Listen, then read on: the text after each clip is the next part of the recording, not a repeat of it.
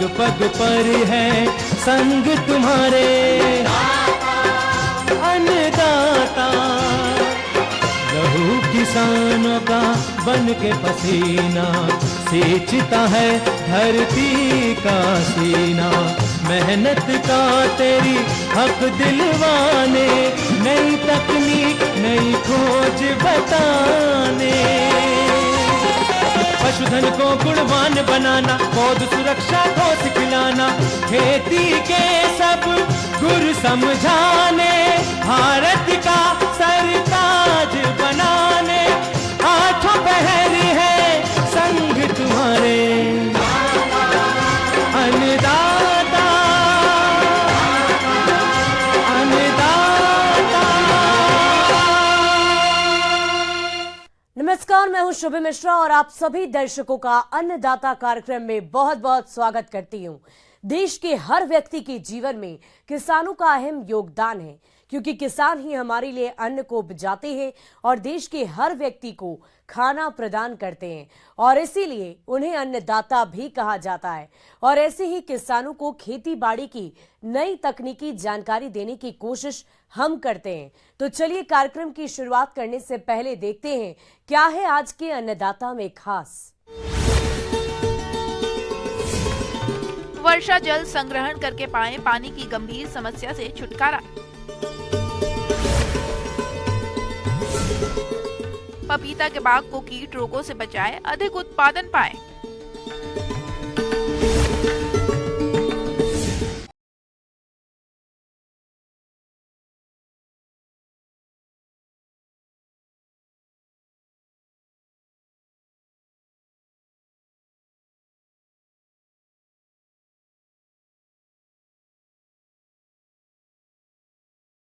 मोल then है, इसके बिना जीवन संभव नहीं है। और अपने राज्य में तो पानी की बहुत ही विकराल समस्या है।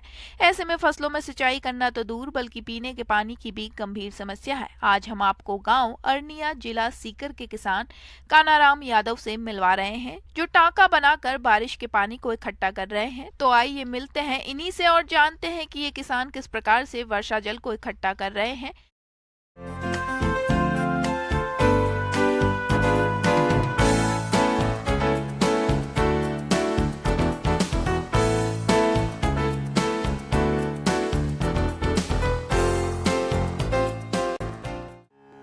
आज दुनिया में पानी का उपयोग हर कृषि और व्यापार के क्षेत्र में अत्यधिक होने लगा है। जितना जल भूमि से निकाला जा रहा है, उसका पुनर्भरण नहीं हो रहा है, जिससे पानी की समस्या बढ़ती जा रही है। और इस समस्या का सबसे अच्छा समाधान है वर्षा जल संग्रहण और समुचित मात्रा में उपयोग। वैसे तो वर्षा जल संग्रहण करने के कई तरीके हैं, जिनकी मदद से हम रेन वाटर हार्वेस्टिंग करके नलकूपों, कुओं, जलाशयों को रिचार्ज करते हैं, जिससे भूमि का जल स्तर बढ़ता है और आने वाले समय में एकत्र पानी को कई कार्यों में उपयोग भी कर सकते हैं। मैंने ये जलग्रहण योजना में पानी स्टोर का टांका बनवाया। इसमें 90% इसमें सब्सिडी थी। इसमें मैं वर्षा जल संग्रह करता हूँ और मेरे ट्यूबवेल का पानी भी इसी में संग्रह करता हूँ। जो पानी का टांका है मेरे पास, इसके जल भराव की क्षमता 60,000 लीटर है। हमारे यहाँ पानी की क्षमता ट्यूबवेल में कम है। 2-3 नोजल का पानी मेरा 3 फेज ट्यूबवेल देता है और 4-5 नोजल का पानी सोलर कनेक्शन देता है। जैसे डायरेक्ट यूज में लेने में हमें परेशानी होती है, सिंचाई सही नहीं होती, इसलिए टांके में स्टोर करके और इसमें मैंने घरेलू कनेक्शन से सिंगल फेस की मोटर डालकर सिंचाई का प्रबंधन करता हूँ। यह भी एक बेहतरीन तरीका है, जिसके माध्यम से हम भूमि के अंदर वर्षा के पानी को संरक्षित रख सकते हैं। इस प्रक्रिया में वर्षा जल को एक भूमिगत गड्ढे में भेज दिया जाता है और लंबे समय तक पंप के माध्यम से हम उसको उपयोग में ला सकते हैं। और सिंचाई का कार्य इसी से फसलों में करता हूँ। ड्रिप और मल्च लगा के सब्जियों की फसल की पैदावार लेता हूँ। और जो खाद्यान्न की फसलें हैं उनमें मिनी फुहारे से सिंचाई करता हूँ और फसलों की अच्छी पैदावार लेता हूँ। और फसलों में ज़्यादातर मैं सब्जियाँ ही उत्पादन करता हूँ, जिसमें तरबूज की खेती करता हूँ, टमाटर और मिर्च की खेती करता हूँ, टिंडा लेता हूँ और रबी की सीजन में चप्पल टिंडा लेता हूँ।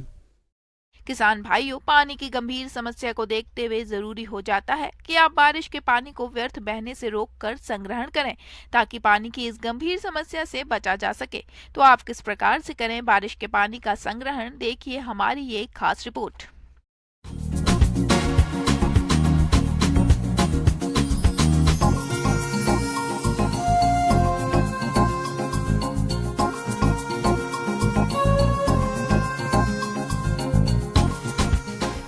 हमारा प्रयास ये होना चाहिए कि जो भी बरसात का पानी है वो खेत का पानी खेत में ही रहे, और ज़्यादा से ज़्यादा उसको ज़मीन में अगर डाल देंगे तो वो पानी एक तो सुरक्षित रहेगा, जब ज़रूरत होगी निकाल लेंगे, और आगे जो भूजल स्तर बहुत तेज़ी से नीचे जा रहा है उसको कहीं ना कहीं रोकने में हम कुछ सक्षम हो पाएंगे, कुछ योगदान दे पाएंगे। हर गांव में कहीं ना कहीं ऐसा क्षेत्र, ऐसा जगह मिल जाता है जहाँ की काफ़ी क्षेत्र का पानी बरसात के दिनों में इकट्ठा होता है। उसके एकत्रित होने से जो एक सबसे बड़ा नुकसान ये होता है कि उस जगह की फसल जो है मर जाती है। उस दशा में हम किसान भाइयों को सलाह दें कि उस स्थान पर जो सबसे नीचा स्थान है जहाँ पानी एकत्रित होता है वहाँ रिचार्ज स्ट्रक्चर लगाएं, जिससे कि हम वो बरसात का पानी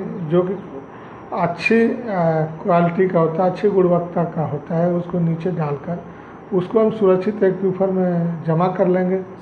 कोई ऐसा ट्यूबवेल जो कि उस क्षेत्र का वाटर टेबल नीचे जाने के वजह से खराब बंद पड़ा हुआ है और पाइप लगी हुई है, तो उसका इस्तेमाल सबसे सुरक्षित है, क्योंकि उसमें हम पानी एक्वीफर में वहाँ डालते हैं जहाँ से हम पानी नहीं निकालते हैं, वो सूखा हुआ है, लेकिन चूंकि वो कई सालों तक चला तो वहाँ रेसे बने हुए हैं, पानी का भंडारण संभव है और वो पानी सुरक्षित रूप से पहुँचेगा। तो आप एक तरह से उपयोग भी कर लेंगे और कोई इन्वायरमेंटल खतरा भी नहीं होगा।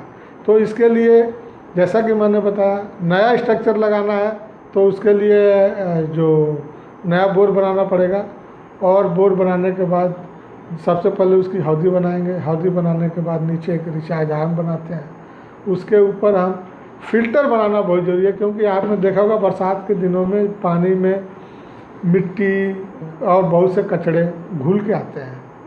बरसात के पानी के साथ जो भी कचड़ा आ रहा है उसको छान के बाहर करना है, उसको रोकना है, उसको अंदर नहीं जाने देना है। उसके लिए हम फिल्टर लगाते हैं, छन्नक इकाई लगाते हैं।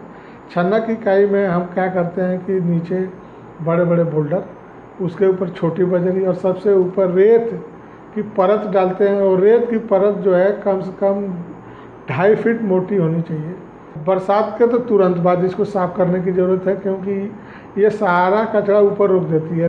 दूसरी प्रकार के जो हमने बताया कि जो बंद पड़े ट्यूबवेल हैं उनमें सबसे कम खर्चा आता है, उसमें कोई खर्चा नहीं है, क्योंकि आपका ट्यूबवेल ऑलरेडी लगा हुआ है। उसके ऊपर केवल फिल्टर छानने की एक इकाई बनानी है, छानने के लिए यही फिल्टरिंग यूनिट बना सकते हैं और रिचार्ज के लिए प्रयोग कर सकते हैं। छत प्रणाली, इस तरीके में छत पर गिरने वाले बारिश के पानी को पाइप के माध्यम से टंकियों व तालाबों में एकत्र किया जाता है। बांध या डैम बड़े बड़े बांध के माध्यम से वर्षा के पानी को बहुत ही बड़े पैमाने में रोका जाता है, जिन्हें गर्मी के महीनों में या पानी की कमी होने पर बिजली उत्पादन, कृषि और नालियों के माध्यम से घरेलू उपयोग में भी इस्तेमाल में लाया जाता है। जल संरक्षण के मामलों में बांध बहुत उपयोगी साबित हुए हैं। जल संग्रह जलाशय, यह साधारण प्रक्रिया है जिसमें बारिश के पानी को तालाबों और छोटे पानी के स्रोतों में जमा किया जाता है। इस तरीके से जमा किए हुए जल को ज्यादातर कृषि कार्यों और बागवानी में प्रयोग में लाया जाता है। वर्षा जल संचयन के फायदे, बरसात के पानी को संचय करके सूक्ष्म विधियों से अधिक क्षेत्र पर फसलों की आसानी से सिंचाई करके अधिक पैदावार ले सकते हैं। बागवानी में ड्रिप के माध्यम से सिंचाई करके अधिक फल उत्पादन ले सकते हैं। ज़्यादातर शहर में कंक्रीट और इससे सब चीज़ ढक गया है, तो रिचार्ज बहुत कम हो गया, सब बह के बाहर निकल जाता है, वेस्ट हो जाता है। तो यदि उनका हर घर में एक छोटा सा इसी प्रकार का रिचार्ज स्ट्रक्चर लगा दें, बहुत बड़े स्तर पर करने की ज़रूरत नहीं है। हर घर में अगर 2-2.5 इंच साइज़ का, 3 इंच साइज़ का भी एक रिचार्ज स्ट्रक्चर लगा दें, हैंडपम्प की साइज़ का, तो उसके द्वारा रिचार्ज करके हम अपना योगदान भूजल संवर्धन में। किसान भाइयों, अब लेते हैं एक छोटा सा ब्रेक।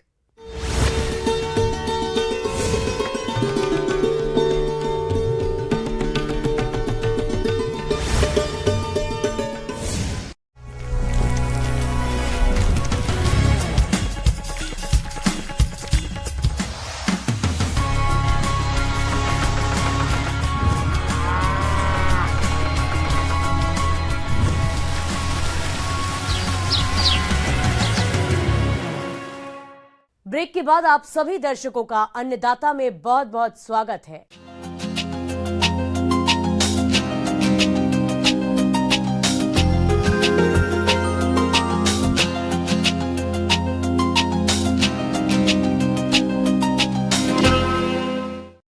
किसान भाइयों, पपीता की मांग दिन प्रतिदिन बढ़ती जा रही है और किसान पपीता की बागवानी से अच्छी आय कमा रहे हैं। इसी लाभ को देखते हुए किसान इसकी खेती बड़े एरिया में करने लगे हैं। लेकिन किसानों को इस फसल में पौध सुरक्षा पर विशेष ध्यान रखने की जरूरत होती है, क्योंकि इस फसल में कीट रोगों का प्रकोप अधिक होता है। तो आप पपीता के बाग में लगने वाले कीट रोगों का नियंत्रण कैसे करें, आइए जानते हैं विषय विशेषज्ञ BC अन्नू से।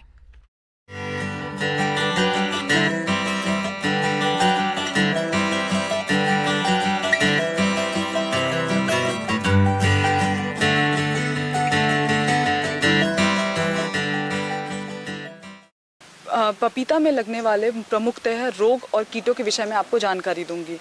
पपीता में मुख्यतः रोग देखने को मिल रहे हैं, वह है पत्र कुंचन, जिसे हम लीफ कर्ल भी कहते हैं। पपीता की फसल से उत्पादन लेने में रोग बड़ी बाधा बनते हैं और हमारे किसान भाई चाहकर भी ठीक से इनको कंट्रोल नहीं कर पाते हैं और नुकसान उठाना पड़ जाता है। पर्ण कुंचन, और इसमें जो है यह जो है एक विशेष तरह का विषाणु की वजह से इसमें ये पपीता में हानि पहुंचाता है। यह जो होता है इसका रोगवाहक सफ़ेद मक्खी होता है। इसमें जो है सबसे ज़्यादा नुकसान क्या होता है कि जो पत्ते होते हैं, सबसे पहला लक्षण इसमें जो नए पत्ते होते हैं उसमें जो है दिखता है, पत्तियां जो होती है वो झुर्रीदार हो जाती हैं, छोटी हो जाती है, खुरदुरी हो जाती हैं और इसकी वजह से और ये धीरे धीरे जो है यह रोग पूरे के पूरे पेड़ में फैलता है। और पत्तियां जो है हमारी नई पत्तियां को पर रोग तो फैलता ही है, और अगर पौधे में फल लगे हुए हैं तो फल जो है पूरी तरह विकास नहीं होता फल में, और फल जो फल होते हैं वो गिर जाते हैं। तो इसके निदान के लिए सर्वप्रथम तो हमें क्या करना चाहिए कि पूरा का पूरा बगीचा जो है हमारा वो खरपतवार मुक्त होना चाहिए, पूरी तरह से सफाई की हुई हो बगीचे में। और उसके अलावा जो हमारा रोग वाहक है उसके निदान के लिए जो मक्खी है, सफ़ेद मक्खी है, उसके निदान के लिए हमें जो हम रासायनिक कीटनाशी का प्रयोग कर रहे हैं वह कर सकते हैं एमिडाक्लोप्रिड 17.8 SL। इसका 0.3 ml प्रति लीटर के मात्रा के दर से छिड़काव करें। 2 स्प्रे करें इसका, पहले छिड़काव के 15 दिवस बाद दूसरा छिड़काव करें। पपीते का दूसरा खतरनाक रोग है जड़ सड़न, जिसे जड़ गलन भी बोलते हैं। यह दूसरा ऐसा रोग है जो पपीते को नुकसान पहुंचाता है। इसमें देखते ही देखते सभी पौधे सूख जाते हैं और उपज कुछ नहीं मिलता है। जो दूसरा प्रॉब्लम जो हमारे रोग आता है हमारे पपीते में वह है आपका गलन, पौधा गलन और तना गलन। ये जो रोग होता है यह एक विशेष फफूंद जनित रोग होता है, जिसमें जो है सबसे पहले जो है जो भूमि सतह के निकटतम जो तना होता है पौधे का, वहाँ पर जो है जलीय धब्बा आ जाता है, शुरुआत होने लगती है। धीरे धीरे करके उसको अनुकूल वातावरण मिलने के बाद, तापमान मिलने के बाद वो जो धब्बा है वो पूरे पेड़ में फैल जाता है, जिसकी वजह से क्या होता है कि पत्तियां जो होती है वो पीली पड़ जाती हैं। उसकी वजह से जो है फल नहीं लगते, और अगर कभी फल लगे तो वह पकने से पूर्व ही गिर जाते हैं, तो जिनकी वजह से जो है हमारे पौधे को नुकसान पहुंचता है। और तना जहां से भी जलीय धब्बा की शुरुआत होती है वहां से वो कमज़ोर होने की वजह से पूरा का पूरा पेड़ ही गिर जाता है, जिसकी वजह से बहुत ज़्यादा ही हानि पहुंचती है हमारे पौधे को। हमारे किसान भाइयों को बहुत हानि फेस करना पड़ता है।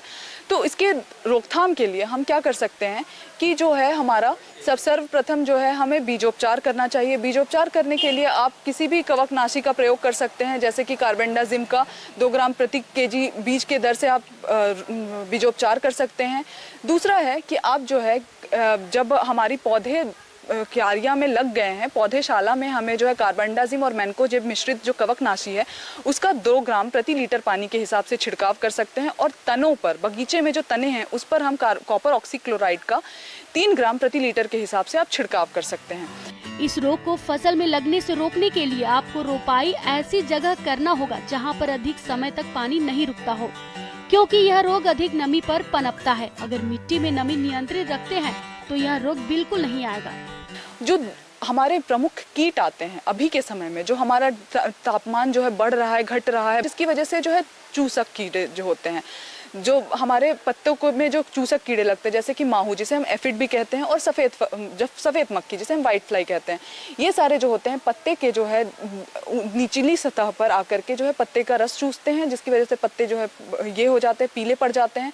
और कई तरह के विषाणु वाले रोग, वायरस जनित रोग भी पैदा करते हैं हमारे पपीते में, जैसे लीफ कर्ल जो अभी जैसे मैंने आपको बताया उसके बारे में। तो उसमें जो है हमें प्रबंधन के लिए खरपतवार मुक्त तो रखना ही चाहिए हमारे खेत को, साथ ही साथ हमें एक स्प्रे करना चाहिए कीटनाशी का, जिसका हम इमिडाक्लोप्रिड 0.3 ml प्रति लीटर पानी के हिसाब से हम छिड़काव कर सकते हैं। दहिया कीट में क्या होता है कि इसके जो शिशु और वयस्क होते हैं यह चपटे गोलाकार किस्म के होते हैं, इनमें इनका जो शरीर होता है वो सफ़ेद पाउडर की तरह से होता है। यह जो है मुख्यतः शाखाओं में, टहनियों में, छाल में और फलों पर लगते हैं। ये क्या करते हैं कि ये वहाँ जहाँ पे भी लगते हैं वहाँ से रस चूस करके पौधे को जो है बिल्कुल कमज़ोर कर देते हैं। तो इनकी समस्या का निदान करने के लिए ये जब इनके खरपतवार मुक्त होना चाहिए खेत, क्योंकि जब आपका मेन फसल नहीं रहता है आपके बगीचे में या खेत में तो ये खरपतवार पर रहकर अपना जीवन काल आगे बढ़ाते हैं। तो इसके लिए हमें जो है हमेशा खरपतवार रहित रखना चाहिए और किसी भी तरह का आप जो है स्प्रे कर सकते हैं कीटनाशी से, जैसे इमिडाक्लोप्रिड हो गया या थायोमिथॉक्सेम से कर सकते हैं स्प्रे 0.3 ml प्रति लीटर पानी के हिसाब से। तो इन सब से जो है आपको निदान पहुंचेगा और आपका जो है पौधा भी रोग और कीट मुक्त होगा। आगे और भी है खेती बाड़ी से जुड़ी हुई बहुत सी रोचक जानकारियां। यहां रुकेंगे एक और छोटे से ब्रेक के लिए।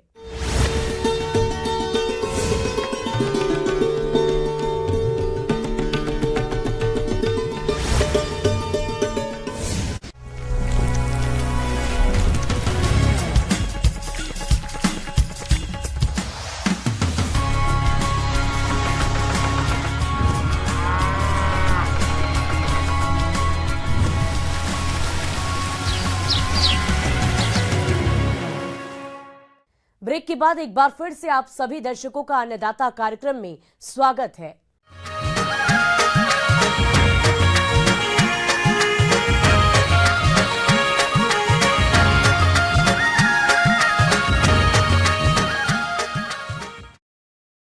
अपने राज्य में सोयाबीन की खेती बड़े एरिया में की जाती है और जिन किसानों ने सोयाबीन की फसल लगा रखी है उनको इस फसल में कुछ जरूरी कार्यों को करने की जरूरत रहती है ताकि आपको सोयाबीन की फसल से अधिक पैदावार मिल सके। तो आप सोयाबीन की फसल में कौन कौन से कार्यों को करें, इस बारे में जानकारी दे रही हैं विषय विशेषज्ञ रीना शर्मा।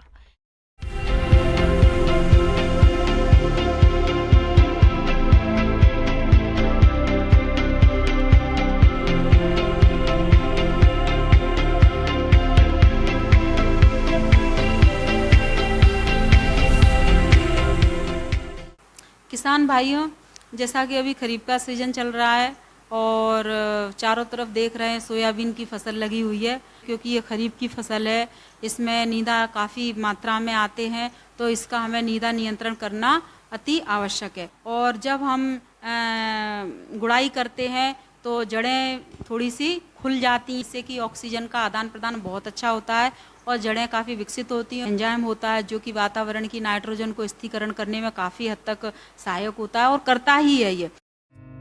किसान भाइयों, खरीफ मौसम की फसल होने के कारण सोयाबीन को सिंचाई की आवश्यकता नहीं होती, लेकिन फलियों में दाना भरते समय यानी सितंबर महीने में यदि खेत में नमी पर्याप्त ना हो तो आवश्यकता अनुसार 1 या 2 हल की सिंचाई करना सोयाबीन के अच्छे उत्पादन लेने के लिए अधिक लाभकारी होता है। तो सिंचाई की व्यवस्था होने पर फसल की जरूरत के अनुसार सिंचाई करें। अब आती है बात किसान भाइयों, ये खरीफ की फसल है तो इसमें इल्ली होती है, जो मुख्य जो इसका कीट है वो काफ़ी नुकसान पहुंचाता है। तो सबसे पहले तो हमें खरपतवार नियंत्रण करने के बाद इस होस्ट प्लांट को ख़त्म करने के बाद आप इसकी जो प्रारंभिक अवस्था होती है इल्ली को इसी में समाप्त कर देते हैं। यदि इसका कंट्रोल नहीं होता है फिर भी, तो आप स्थानीय कृषि विज्ञान केंद्र में जाकर आप कीट वैज्ञानिकों से मिलकर, कीट वैज्ञानिकों से चर्चा कर और जो स्थानीय बाजार में जो भी आपके पास उपलब्ध हो उसे आप लेकर आएं और इसका स्प्रे करें ताकि आप अपनी फसल को नुकसान होने से बचा सकें। सोयाबीन का घेरवा रोग यह एक फफूंद जनित रोग है जो कि फूल की अवस्था में देखा जाता है। इस रोग के कारण पौधे की पत्तियों पर छोटे छोटे सुई के नोक के आकार के मटमैले भूरे व लाल भूरे सतह से उभरे हुए धब्बे के रूप में पत्तियों की निचली सतह पर समूह के रूप में पाए जाते हैं। धब्बों के चारों ओर पीला रंग होता है। पत्तियों को थपथपाने से भूरे रंग का पाउडर निकलता है। इस रोग की रोकथाम के लिए रोग रोधी किस्में जैसे JS 2029, NRC 86 का प्रयोग करें। रोग के रासायनिक नियंत्रण के लिए हेक्साकोनाजोल या प्रोपिकोनाजोल 800 मिलीलीटर प्रति हेक्टेयर की दर से छिड़काव करें। अब किसान भाइयों एक चीज और आती है कि हमारी जो फसल है, तो देखा होगा आपने कि इसमें भी येलो मोजेक आता है। ये बहुत बड़ी बीमारी है, एक कैंसर का काम करती है। ये हमारे खेत में कैंसर है। यदि आपका 3-4 जगह यदि आपका ये फैला है और आपने इस पे ध्यान नहीं दिया, आपने इसको उखाड़ कर नहीं फेंका, तो ये कैंसर की तरह पूरे खेत में फैल जाएगा। और अपने स्तर पर किसान भाइयों इसको खेत से निकाल कर तुरंत फेंकें और या गाड़ दें, जिससे कि ये आगे बढ़ ना पाए।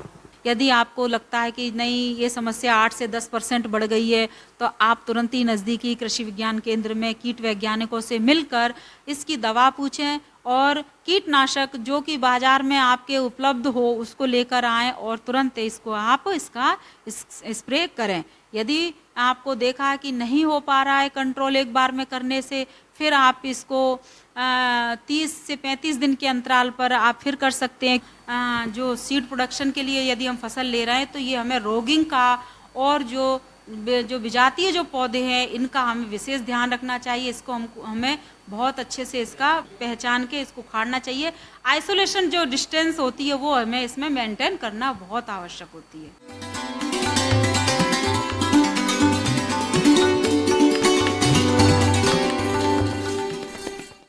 अब समय हो गया है प्रदेश के किसानों द्वारा अन्नदाता निःशुल्क फोन के माध्यम से पूछे गए समस्याओं के समाधान का। आज की अन्नदाता हेल्पलाइन में हमने जिस प्रश्न को शामिल किया है उसे पूछा है ग्राम साधुवाली, जिला श्रीगंगानगर के प्रभाकर सिंह ने। आपने गाजर की उन्नत किस्मों पर जानकारी चाहिए है, तो इसके लिए देखिए कार्यक्रम का यह अंश।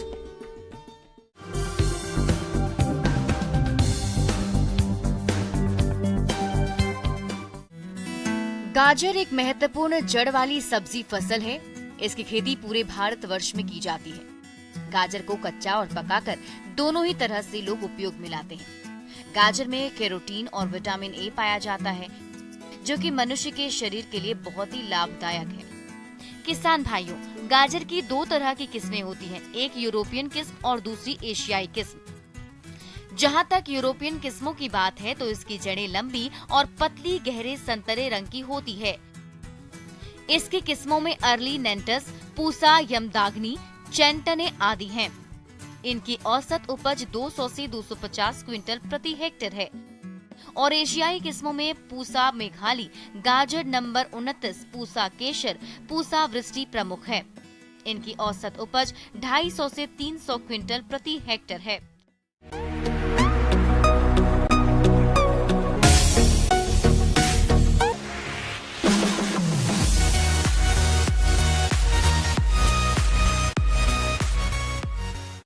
और अब देखते हैं राज्य की कुछ चुनी हुई मंडियों में क्या रहा है प्रमुख फसलों का दाम।